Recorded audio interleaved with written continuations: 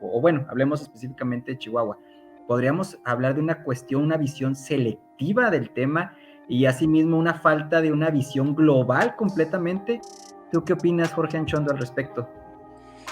Mira, es un tema, híjole, es que es bien interesante porque precisamente como dicen los dos compañeros de la mesa, tienen razón en cada uno de sus puntos, pero yo te voy a compartir ahora desde la otra perspectiva, porque siempre estamos acostumbrados a hablar sobre la migración de México hacia Estados Unidos y eso es lo que siempre toda la vida estamos escuchando y que nos tratan mal y por qué nos tratan de esa manera. Entonces, esa fue las razones de por qué yo me fui en su momento a migrar de forma para estudiar o de la diplomacia cultural, como también se le conoce, como ya comentaron ahorita. Y yo me fui a Guatemala precisamente para ver, para conocer y tratar de entender cómo era, porque toda la vida viviendo aquí en Chihuahua y era Estados Unidos, Estados Unidos, Estados Unidos. Entonces fui y empiezas a entender la otra cara de la moneda. O sea, digo, también empiezas a ver por qué la gente empieza a irse de ahí, cómo nos ven a los mexicanos, que también, que nosotros tenemos la vista en Estados Unidos de cómo nos ven, bueno, pues allá también nos ven de una manera muy particular.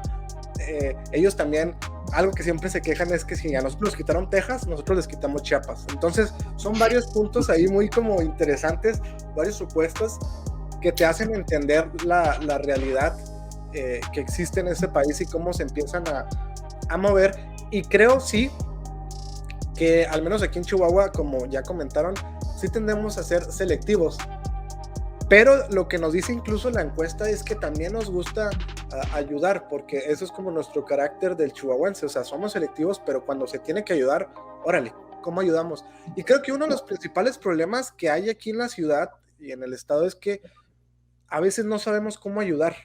O sea, creo que ese es un punto bien importante, que no sabemos cómo realmente ayudar, porque realmente no hay nadie encargado. O sea, digo, afortunadamente tenemos aquí a Cobos, con el que yo colaboré en algún momento, pero realmente hay pocos espacios o no sabemos a dónde acercarnos para ayudar. Entonces creo que por ahí también va el tema migratorio, y que si ya nos vamos a estratos ya más grandes de gobierno, pues todavía es peor, porque los derechos humanos, si antes se quejaban, digamos, de Enrique Peña Nieto cuando regresaba más, digo, ahora el tema de los derechos humanos y el respeto hacia los migrantes centroamericanos es peor que el sexenio anterior. Entonces también son cosas que no se dicen, pero que se están haciendo. Adelante, Yo Roberto. quería agregar rápidamente algo que complementa lo que decía Jorge Cobos hace un momento. Hay una tendencia, sobre todo en las grandes ciudades, a criminalizar a la gente de bajos recursos. Si eres de bajos recursos, si eres una persona que tienes una migración forzosa, entonces seguramente tienes que ser un criminal. Ciertamente eso se da en las grandes ciudades como Río de Janeiro, Los Ángeles, Ciudad de México, Beijing, Nueva York, y quizá no es tan común como la ciudad de Chihuahua, que es todavía una ciudad muy pequeñita. Hay una tendencia a ser hospitalarios, lo llevamos en nuestro emblema, ¿no? De cuál es nuestra identidad. Pero sí creo que conforme va polarizándose la realidad entre ricos y pobres, estos ricos que pueden enclavarse en residenciales, circuitos cerrados, clubes deportivos exclusivos, se alejan de la realidad que está sucediendo en las calles y criminalizan a la persona de bajos recursos.